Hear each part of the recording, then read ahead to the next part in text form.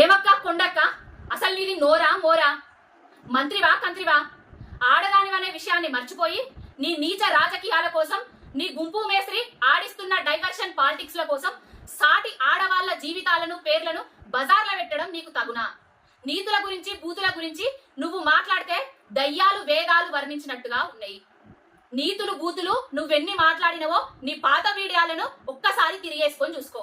తెలంగాణ ఉద్యమంలో నువ్వు వాడిన భాష, తెలంగాణ ఉద్యమకారుల మీదకి ఏ విధంగా మాట్లాడినవు అనేది, తెలంగాణ ఉద్యమంలో ఉద్యమ ద్రోహుల పంచర చేరి తెలంగాణ ఉద్యమాన్ని నీరుగార్చిన చరిత్ర నీది. నీ తోటి కోడలు నీ గురించి మాట్లాడిన విషయం మాకు తెలుసు, వరంగల్ ప్రజలకు తెలుసు, అందరికీ తెలుసు.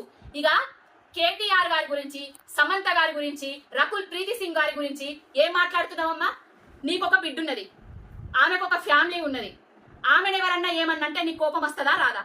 సమంత, రకుల్ ప్రీతి సింగ్ నీ బిడ్డ వయసోళ్లే కదా, నీ బిడ్డలాంటోళ్లే కదా. ఏ ఆడబిడ్డ అయినా కూడా, తెలంగాణ బిడ్డ అయినా కూడా నీ బిడ్డలాంటోళ్లే కదా. మరి నీ బిడ్డకో రకం, వాళ్ళకెందుకు ఇంకొక రకం?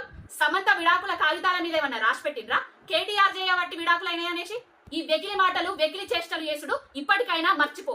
ఏదో దారి తప్పి ఎమ్మెల్యేగా గెలిచినావు, మంత్రివైనవు, మంత్రికి పదవికి ఉన్న కనీస గౌరవాన్ని కూడా కోల్పోయేటట్టు చేసుకుంటాను.